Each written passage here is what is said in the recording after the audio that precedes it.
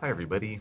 Um, just a quick video to plug an upcoming podcast episode that I'm going to be posting pretty soon. I'm going to be posting this episode. It's actually a kind of a dual purpose episode. I'm going to be posting the same interview for my Overcoming Chronic Illness podcast as well as for my Optimistic Future podcast.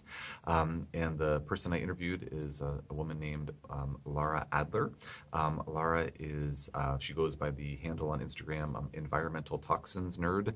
And she really is an environmental toxins nerd. She talks about environmental toxins like it's going out of style. She's an expert in that area, and I've been following her on social media for quite a while. And I'm excited to talk to her because, I mean, she's a wealth of knowledge, and also because I think it's just a really, really important topic for people to be aware of, for people to think about their environmental toxin exposure. If you were to ask, I think any average person on the street, say, like, do you think it's a good idea to avoid exposure to harmful chemicals? I think everybody would say yes. I think if you ask anybody off the street saying, do you think it's a good idea to minimize the dumping of harmful chemicals into our environment? I think people would say yes. I think everybody would say yes. So it's, a very non-partisan, I think non-divisive issue. Chemicals, bad for us, bad for the environment. And granted, there's a trade-off sometimes. At least in the present day, to run all of our industries and things like that until maybe there's a time where we can switch to entirely clean, entirely green energy sources, all of that, hopefully there's a possibility of that at some point in time.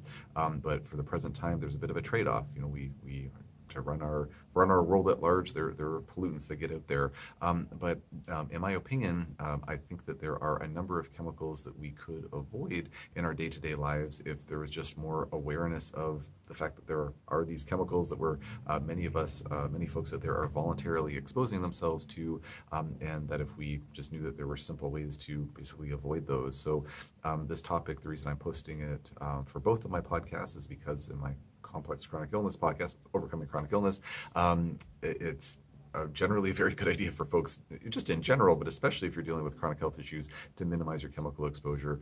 For the Optimistic Future podcast, it's just raising awareness around, well, these chemicals, if we can avoid them, then that's a good thing. By avoiding them, it's going to send a message to the companies that are manufacturing these things to stop manufacturing them, find other greener, eco-friendly, human physiology-friendly options, and hopefully gradually start changing those industries. There's been so much work that's been done over time by different groups working to reduce this or that chemical, but there's just so many thousands and thousands of them, and they're so pervasive that there's still more work that needs to be done. And quite frankly, well, thankfully there are those grassroots groups and different lobbying groups and whatnot that are working to try to reduce environmental pollutants and whatnot.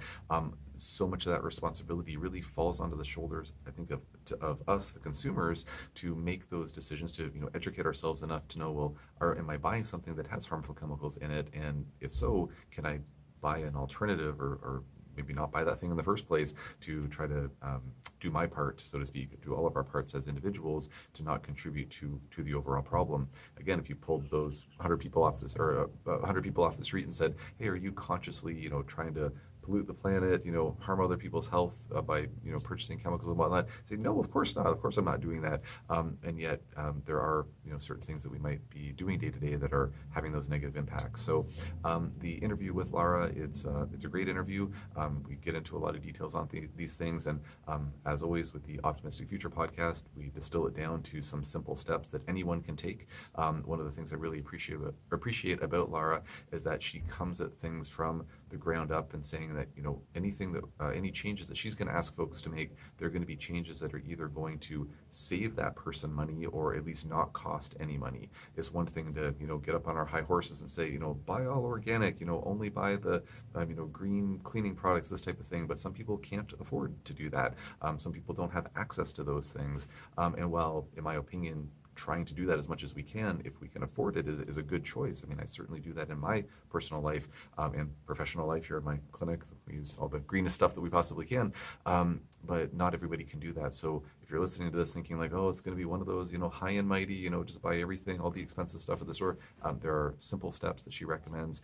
If you don't want to listen to the podcast or you don't have time for that, you can always go to the website, optimisticfuturepodcast.com, and I have those simple steps distilled down there. So save yourself 45 minutes and not listen to us if you don't want to, but if you have the time or the inclination, please do listen to the podcast. So one of the steps that we talk about there, one of those simple steps, and this is something that I've sort of professed for years to my personal life anyways, and certainly to my patients, is just encouraging folks to not use artificially scented products. So that would include perfume, that would include cologne, that would include air fresheners like Febreze, that would include, little car hangy off your rearview mirror, car fresheners, that type of thing. Things that are artificially scented contain a plethora of harmful chemicals, and they don't do anybody any good. If you like the smell, that's wonderful, but there's lots of natural things that smell good. Roast some onions in your kitchen, that smells good.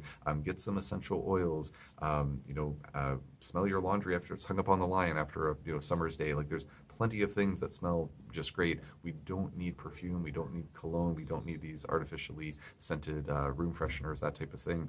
There are harmful chemicals in there that are bad for the environment, bad for us, and it's I'm a big proponent of it's a free country. It's make the decisions for yourself. If you make choices that are maybe going to be deleterious to your own health, so be it. That's your prerogative. But one of the things that really, quite frankly, just gets a bee in my bonnet is that when folks are using these, say perfume, cologne, and whatnot, and they're going out into public places, it's exposing other people to those things too. I'm not saying that it's as bad as, going into a restaurant and starting to smoke per se, but for some people, it is as bad, or maybe worse. People who are have multiple chemical sensitivities, they can have, breathing problems if someone's wearing perfume too close to them. They can get headaches. They can cause a migraine, it can cause a skin outbreak, and cause debilitating fatigue and brain fog. It can be really, really negatively impactful. And while thankfully, at least here in Canada, and I believe most parts of North America, probably other parts of the world, I'm not the most worldly guy, so I can definitely speak to Canada anyways. I've lived here my whole life. Thankfully, we don't have smoking in movie theaters and restaurants and things like that anymore. But in my mind, I think that, or my opinion, I should say, I think that it would be wonderful if we got to the point of saying, like, yeah, scent-free policy everywhere, because again, these chemicals are bad for the person wearing them and bad for the people smelling them as well. And these things, they cling to clothing, like, goodness gracious. I have a teenage son. He went through his phase of putting on Axe body spray and this and that, and he like put it on when he was at school, come home later, it's like, you still smell like these chemicals, like these things linger and linger. The companies are very good at concocting formulas that will cling to your clothing. They're good at what they do, like getting those scents to hang on there. But these scents are really, really not good for us. So just again, a little soapbox there. Just really think that minimizing our, well, quite frankly, I think just flagrantly avoiding the use of any artificially scented products as much as possible, I think, is a really good choice. That's, hand soap, room fresheners, even like laundry detergent, things like that, personal care products. Again, if they're scented with essential oils, I think that's a healthier alternative anyways. Laura mentioned some, she has maybe some concerns about essential oils maybe not being like perfectly healthy for everyone, but we didn't really have a chance to get into that. So maybe that's a point that's debatable, but unscented products, I think, are really the way to go. And this is one of those tips, one of these simple steps that her and I kind of, well, she had the ideas, I jotted them down. So the simple steps that she was suggesting as an environmental toxins expert, this is one of those examples of doing this. It actually saves a person money. It's like perfume and cologne, they can be very expensive. Room fresheners, they cost a certain amount of money. Stop using them. It doesn't cost anything. It actually ultimately saves money in the grand scheme of things. So anyways, officially stepping off the soapbox here. I would love to get other people's perspectives on this. If you're listening to this saying like, yes, I agree, I couldn't agree more, please post in the comment section. If there's something that I'm missing here, if there's something where, you're saying like, no, this is actually really bad advice, or this is not, global or globally applicable across the board, please post in the comment section. I certainly don't want to live in a sort of oh my goodness, I don't want to just be having my own opinion. An echo chamber, that's the one. I don't want to be in an echo chamber. If other people have differing opinions on this, I'd love to hear it. So please stay tuned for that podcast. It should be dropping in the next few days, and I'll leave it there for now.